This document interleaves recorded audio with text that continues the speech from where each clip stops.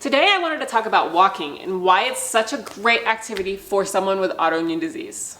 I've done a couple other videos on exercise and autoimmune disease, and so you can go back and watch those if you want, but this one's specifically on walking. Now with exercise, there's definitely a sweet spot on where you actually want to be exercising. It's no secret that exercise is really, really good for you. However, there is a sweet spot, and you could do too little exercise or too much exercise. With too little exercise, it's not good for you because it causes a compromised immune system.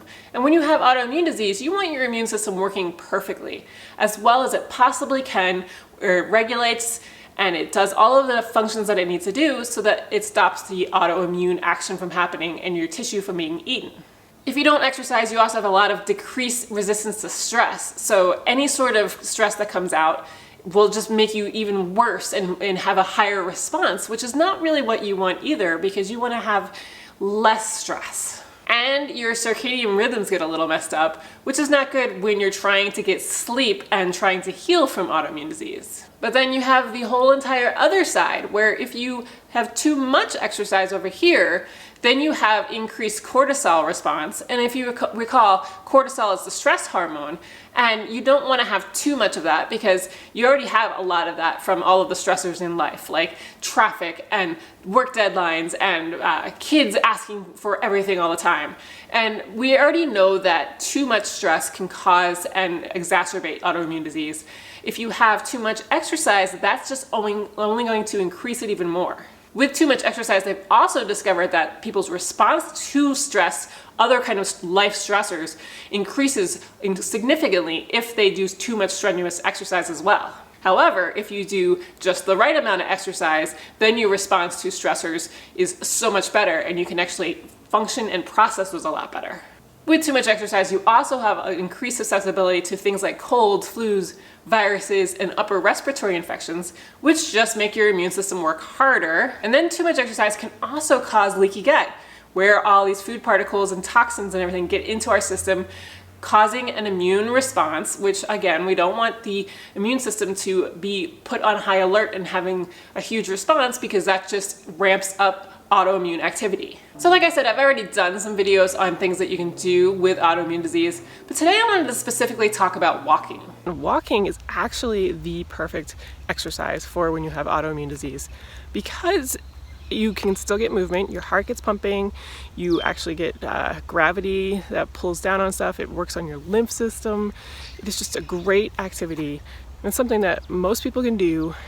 Even if you are super tired, walking to the end of your block and back is just fine. You can start adding to it as you get healthier and feel better.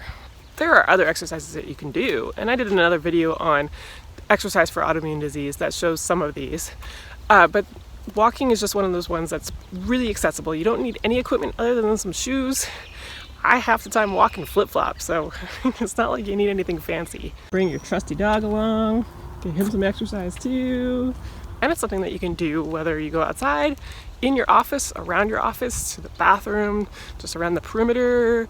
You can do it on a treadmill, you can do it around your house, you can do it pretty much anywhere. So I just want to encourage you to look at walking as not something that's settling. You're not a failure if all you do is walk. Because again, remember, I used to do Ironman triathlons. I mean, it was a full-on marathon after 112 miles of biking and 2 miles of swimming. So to me, walking at first felt like I was kind of a failure, but now I really, really have embraced it and I love it. And it doesn't really take motivation to have to go to a walk. I mean, you think so much more. Most of my great ideas come from walking. So it's just one of those things that I think everyone should try and really love. And definitely don't feel like you are a failure if that's all you can do. And if you get bored while running, well, one thing, I love looking at the scenery and seeing everything and kind of feeling grateful for what I'm seeing. So it's kind of meditative, which is really nice. But you can listen to music. I've been listening to audiobooks and podcasts lately, which is another great thing that you can do to kind of take your mind off of it. And with these things, you realize that you don't even know that you're walking, and the next thing you know, you're back home or back to your office or wherever, and time's gone by, and it's great. So I hope that these things help, and I just wanted to make sure that you get over the stigma of walking being something that's just not cool or as good as running or doing CrossFit or any sort of HIIT exercise or anything like that. It is perfectly good, especially for someone with autoimmune disease, and go out and try it today.